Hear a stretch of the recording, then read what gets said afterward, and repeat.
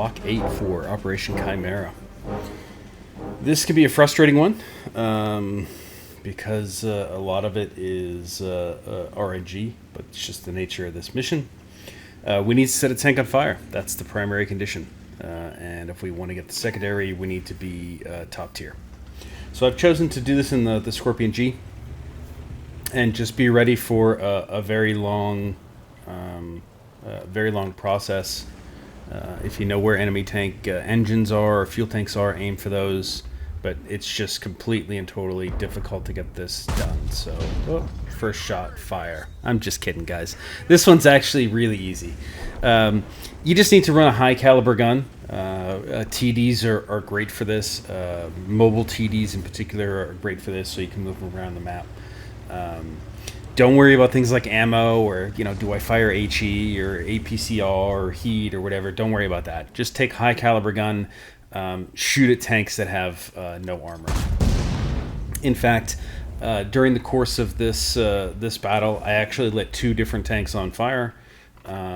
So it really is easy if you just pick on the tanks that are low armor.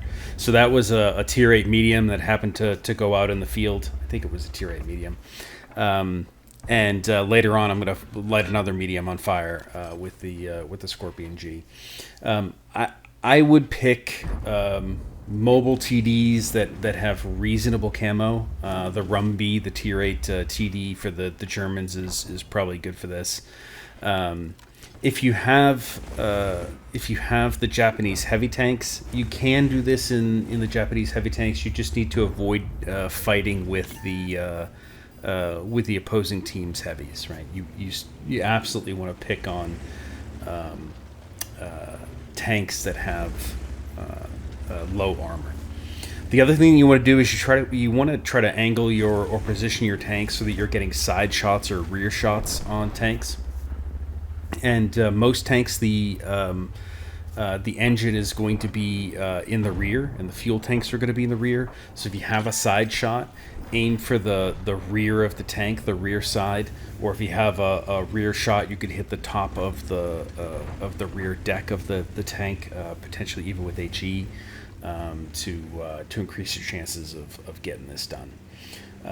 If you have a really good memory, which I don't, you could probably just peruse some of the sites that show you the locations of the critical parts in tanks. Just sort of remember some of the key tanks that you normally see, and see if you can't aim for those spots. Another tip to get this done is if you see a Chinese tank that's tier 8 or below, those just light up like you wouldn't believe. Hit them in the rear, and you're good to go. Now, normally I would just stop this video right here, but this was actually a pretty amazing match from a Scorpion G perspective. I actually got Ace Tanker in this match and did well over 5,000 damage. So I'm just gonna let this video run here.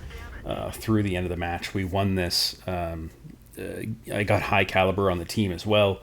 I think I ended up with 5 kills on this. So I definitely completed the secondary for this because I was definitely top damage on the team, and got Ace Tanker for the Scorpion, which is not an easy thing to do because of how popular the tank is. So here's the second fire. I lit that batch out on fire. You can see he had his rear to me. Put it right in the rear side and lit him up. Now you're also going to see, this was sort of amusing to me. I see the arty pop up. I look over in that direction. He's out of render, but I know he's in that bush, so I just fire and kill the arty blind out of render range, instead of shooting that STRV, that poor arty. Anyways, STRV goes down. I think I'm at 3 kills at this point, and I get a couple more before the match is over.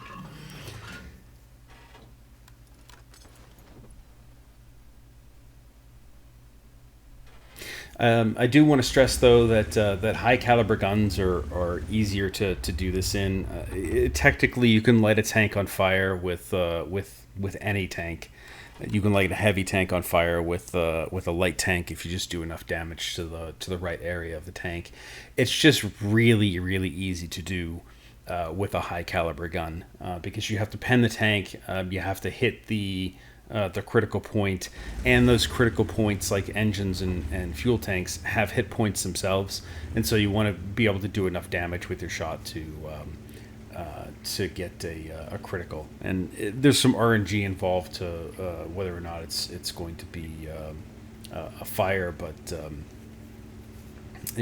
that's just the nature of it. But you can see with a good gun on your tank, even 2 fires is pretty easy in a match.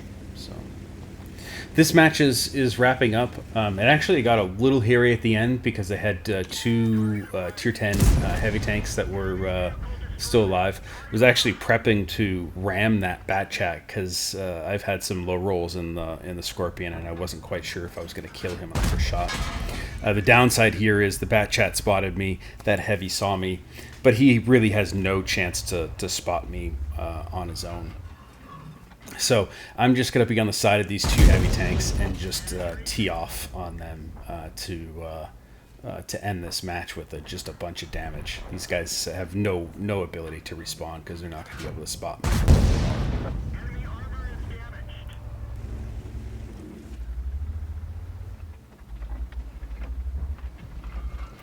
A lot of you see he tried to blind fire me there because he knows that I'm just going to rip into them if he lets me live. This was actually a little dicey. It came down to just a couple tanks. Certainly that low wasn't going to kill those tier 10s, but we pulled this one out.